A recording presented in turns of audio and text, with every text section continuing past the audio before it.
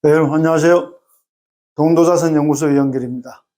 이번 시간에는요, 최근 조직심판원에서 또 국세청에 손을 들어준 사례를 한번 말씀드리고자 합니다. 사실 대표님들이 법인에 돈은 많은데 가난한 대표인 경우가 많잖아요. 그래서 이익 소각이다 뭐다 해서 법인에 돈을 이렇게 빼오는 그런 케이스가 많이 있는데요. 그 중에 하나가 특허권, 이 산업재산권을 활용한 경우가 많이 있어요. 그 산업재산권이 어떻게 진행되는지에 대해서 한번 보겠습니다. 법인이 있고요. 법인이 있고요. 여기 대표가 있었어요. 이 대표님은 가족들하고 다 해서 100% 주주였습니다. 법인은 뭐 하는 회사냐면요. 광고기획하는 회사예요. 전시할 때 또 그 전시나 공연할 때에 부스를 만들어서 전시 부스도 만드는 그런 회사라고 합니다. 이 대표님은 원래 이쪽에 관심이 많으셔서 이 부스를 만드는 전시 부스를 만드는 데에 거기에 필요한 아주 기능적인 특허권을 출원해서 특허권을 2개를 출원해서 가지고 있었습니다. 물론 이 회사 성립해서 영업한 이후에 만든 거예요. 이런 경우에 대표님이 이 특허권을 법인에 양도를 하는 거죠. 이렇게 해서 사실은 법인 돈을 법인에서는 그럼 대표님에게 양도 대금을 지급할 것 아니에요. 그렇게 많이 그동안 해왔고 지금도 하고 있는 분이 꽤 있는 걸로 알고 있습니다. 우선 첫 번째로 산업재산권의 양도는요. 재산권을 양도했으니까 양도소득세를 내야 되잖아요. 근데 산업재산권이라는 것은 아이디어 상품이고, 그죠? 아이디어로 만든 거고 해서 취득원가를 산정하기가 어렵고 해서 또 산업재산권을 자꾸만 이렇게 개발할 수 있도록 해줘야 되잖아요. 이 경우에는 기타 소득세로 해서 기타 소득세를 과세를 합니다. 기타 소득세를 하게 되면은요, 일반적으로 여기에 필요경비를 인정해 주는데 과세 표준을 정하기 전에 공제를 받는 거, 취득원가 빼듯이 그 가액의 60%를 해줍니다. 여기 한 2, 3년 전에만 해도 80%를 했었어요. 그때 아주 재밌었죠. 1억짜리를 넘겼는데 실제로 과세를 표준 잡히기 2천만 원만 하면 되는 거니까. 그러다 보니까 요즘은 이제 줄여서 60%로 줄인 상태로 되어 있습니다. 두 번째는요. 이게 기타 소득으로 된 경우에는 60%를 하는데 직무 발명 보상이라는 게 있어요. 직발보, 직무 발명 보상이라는 제도가 있습니다. 뭐 중소기업이든 대기업이든 또 공공기관도 상관이 없습니다. 직원, 임원 이런 분들이 그 직무와 관련해서 산업재산권을 출원해서 등록을 하게 되면 그 사람은 특허권이나 뭐 신용신앙권, 상표권 이런 것들을 회사에다가 사용권을 넘겨주고 소득을 보상을 받을 수 있어요. 거기에 이제 보상을 받으면 이 경우에는 근로소득, 재직 중에 종업원이나 임원이기 때문에 근로소득으로 과세합니다. 이 경우에 이제 예외적으로 퇴직 후에는 종업원 등이 퇴직을 했단 말이에요. 퇴직 후에는 500만 원까지는 비과세이고요. 그 나머지는 기타 소득으로 과세를 합니다. 마찬가지 기타 소득 과세를 하게 되면 필요경비 60%를 받겠죠. 여기는 퇴직 후에 500만 원 이하인 비과세니까 500만 원 또 공제를 하고 하는 거죠. 이렇게 되어 있어요. 직무발명 보상제도는 그 법인에서 우리 회사는 직무발명 보상제도를 실시하겠다. 그리고 직무 발생 보상에 대한 기준은 어떠하다는 것을 공고를 해야 됩니다. 이걸 하지 않은 상태에서는 이 법인에서는 이 직무발명 보상제도를 실시하지 않는 회사였어요. 그러니까 이 대표님은 안심하고 전시 부스에 대한 특허권을 법인에게 양도를 했고 법인에서는 하나당 2억해서 4억을 이렇게 대표님에게 넘겨준 케이스죠.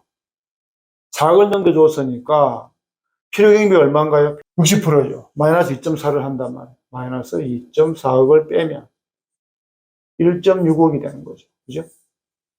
대표님은 산재성을 양도했으니까 산재성 양도하는 건 원칙적으로 원래는 기타 소득으로 보는 거예요.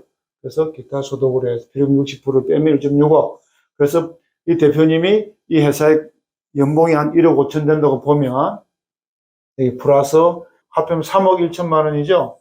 여기에 대한 종합소득세율, 그죠? 3억 정도 잡으면 38%, 지방세에서 한 40한 1, 2% 나오죠. 41%, 41% 정도 나오니까 1억 2천 정도의 세금을, 종합소득세를 부과를 했어요. 이때가 언제냐면 2020년 12월이었습니다. 근데 구제청 연락이 왔어요. 2022년 10월경에 왔습니다. 어떻게 왔냐? 귀하가 이 법인에 넘긴 특허권에 대한 기타 소득이 아니라 근로소득에 해당하므로 법인에다가 근로소득은 원천징수를 해야 되잖아요. 원천징수를 다시 해서 경정 신고하시오 이렇게 날아온 겁니다. 그러니까 이제 대표님은 우리 회사가 직무발명보상제도를 하고 있는 것도 아닌데 내가 가지고 있는 특허권은 나의 비용으로 내 업무시간 외에 법인하고 아무런 상관없이 했다가 법인에 필요해서 넘긴 건데 왜 내가 근로소득의 대상이 됩니까? 하고 이의 신청을 했습니다. 이게 2022년 12월 달에 조시문에 이의 신청이 올라갔는데 요번 2023년 2월에 조시문에서 국세청에 손을 들어줍니다. 국세청 성. 근거가 뭐냐? 직무발명보상제도라는 것은 대표가 하고 싶으면 하고 안 하고 싶으면 안 하시는 겁니다. 이거는. 근데 여기 직무발명보상제도를 법인에서 하지 않고 있다 하더라도 대표는 그 회사의 모든 정책과 모든 결정을 혼자서 할 수 있잖아요. 그러니까 직무발명보상제도를 공고하든 안 하든지 간에 대표는 직무발명보상과 같은 사항이 있으면 직무발명보상으로 볼 수 있다는 거죠. 직무발명보상을 볼 수 있다면 퇴직 후에는 기타 소득으로 가지만 재직 중에는 근로소득이란 말이에요. 거기에다가 만약 대표님 거는 일반 산업재산권 양도 기타 소득으로 해준 유리한 과세가 되는 것이고 재직 중인 직원들은 항상 근로소득을 적용받으니까 형편의 원칙에 어긋난다 라는 이야기예요. 그걸 근거로 해서 대표님이 실질적으로 그 회사의 모든 것을 결정할 수 있는 100% 대주주인 경우에 그게 꼭 반드시 이걸 요건을 하는 건 아니지만 요 사안에서는 그것도 넣어놨어요. 이 경우에 가지고 있는 특허권을 이 특허권이 법인의 비용을 한 것이 아니라 법인의 업무 시간 외에 혼자 개인적으로 하였다 하더라도 이걸 법인에 양도했을 때는 법인에 필요하니까 양도가 됐었거든요. 법인이 필요 없는데 법인이 사면 그거는 안 되는 거죠. 그러니까 법인에서 필요해서 가져갔다는 것은 업무 관련성이 인정이 된다. 업무 관련성이 인정이 되면 직무발명 보상에 해당이 된다. 이렇게 보는 거예요. 그래서 예전에는 대표님이 특허권을 해서 이렇게 돈을 빼내면 예전에는 80%니까 4억을 가져가도 그죠? 80% 빠지고 나면 8천만 원에 대해서만 세금을 내면 됐단 말이에요. 지금 60%인데 많이 했었어요, 실은. 그리고 국세청이 잡을 게 없으니까 대표가 특허권 출원하고 한 그 과정을 이렇게 추적을 했어요. 그러면 그 재료를 샀거나 뭐 이랬을 경우 연구소가 별도로 있었거나 거기에 대한 비용이 어떻게 되는가, 시간은 언제 만들어졌나 추적을 해서 이건 대표님 거 아니다, 법인 거다 이렇게 많이 했었어요. 근데 그거를 요즘은 그 사전에 대표님들이 이제 특허권을 만들 때는 절대로 법인하고 연관 안 지어요. 아이고 난 국세청이 이제는 그거 걸려고 그러니까 대표하고 법인하고 관련 없이 깨끗하게 출원이 되어 있거든요. 그러니까 이제는 국세청에서 그걸 걸 수는 없고 고민을 하다가 이걸 그런 겁니다. 이건 산업재산권 양도한 기타 소득이 아니다. 근로소득이다. 이 근로소득으로 맞으면요, 대표님은, 보세요. 4억이잖아요. 근로소득을 맞으면 4억이니까 계산해 볼까요? 4억을 받았어요. 아까 여기는 2.4억을 필요금을 빼줬잖아요. 근로소득은 뺄 게 없어요. 그죠? 그러니까 플러스 기존에 1.5억을 더하면 5.5억이 되잖아요. 이 종합소득세 5억 5천만 원이 5억이면은 42%죠? 그럼 42%에다가 지방세 하면 이거 48% 나온단 말이에요. 한 7, 8% 나오죠? 어쨌거나 이거 2억 5천원 나옵니다. 그죠? 그리고 여기 아까 1억 2천 냈는데 2억 5천이니까 1억 더블 되는 거잖아요. 그래서 이 대표님은 억울하죠. 정말 이렇게 했는데, 뭐 정확하게 모르지만, 법인과 상관없이 자기 단독적으로 출연해 등록했는데도 불구하고, 이거를 기타 소득으로 인정을 못 받고, 직무발명 보상으로 인정을 받았단 말이에요. 그래서 이걸 이의신청을 했는데, 조심원에서도 국세청 편을 들어서, 그렇다. 결과적으로 중요한 결론은 뭐냐? 대표님은 앞으로, 산업재산권, 그죠? 재산권에 대해서는 법인에 대해서 양도해서 하는 걸 하면 안 된다. 그 이야기가 되는 거죠. 지금 이제 산업재산권 양도했을 경우에 기타소득으로 필요경비 인정 못 받으면 이제 뭐 산업재산권으로 법인 돈 빼놓을 방법이 사실 없는 건 다름없죠. 다만 이렇게 했을 경우에 줄일 수는 있어요. 이렇게 해서 2억 5천이나 돼서 1억 2천 정도 차이가 났잖아요. 직무발명 보상 제도에 의해서 직무발명 보상금으로 지출된 거는요, 중소기업인 경우에 연구인력 개발비로 인정을 받습니다. 그죠? 이거 대단히 중요하죠? 중소기업인 경우에, 중소기업, 중기업과 소기업은 나눠져 있잖아요. 소기업은 그래서 특별 감면이 돼서 20% 감면 받을 수 있는 게 있는데, 중기업이 되고 수도권에 있으면요, 제재 혜택이 사실 거의 없어요.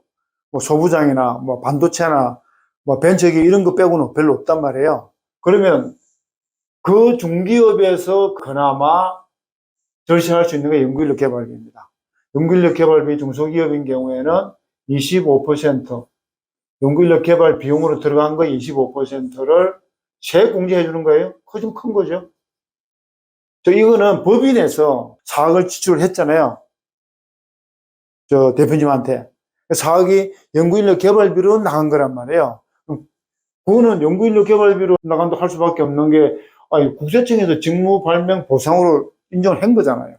그러면 직무발명 보상금은 중소기업인 경우에 연구인력 개발비로 본단 말이에요. 연구인력 개발비가 4억에 나가 4억에 25%, 4억에 25% 얼마인가요? 1억이죠, 1억. 그죠? 4억이었으니까 25%를 세액 공제를 받는단 말이에요. 이런 경우에는 1억이 다시 법인에 예를 들어서 세금이 그 해에 세금이 뭐 2억이 지출됐다. 그러면 1억에 대해서는 세액 공제를 받는 거란 말이에요. 그럼 이렇게 보면 여기에 한 1억 2천 차이 났는데 조금만밖에 차이가 안 나는 거죠. 그죠? 근데 어찌됐든 법인세 절감 효과는 가져올 수가 있는데 개인적으로 봤을 때는 회사 돈 가져가려고 그랬는데 덜 가져간 거죠. 자기는 개인적으로 세금 내야 되고. 그래서 어쨌든 이 국세청 방향대로 직발부로 가게 되면 대표님이 손해는 손해죠. 그래서 이런 경우를 아시고 특허권을 가지고서 자본금 조정할 때는 이거 알고 미리 대비를 해서 하셔야 된다는 걸 말씀드리자고 하는 겁니다. 네, 이번 시간 여기까지 하고요. 지금 저희 그 건국대학교 미래지식교육원 CEO 재무설계반 과정 오픈하느라고 좀 정신없습니다. 여러분 많이 와주셔서 벌써 많이 등록을 하셨더라고요. 그래서 감사드리고 계속해서 많은 성원 보내주실 걸 부탁드리겠습니다. 예, 도움이 되셨다면 구독과 좋아요 부탁드릴게요. 감사합니다. 2023년도 개정세법 가업 상속 핵심 정리가 이어집니다.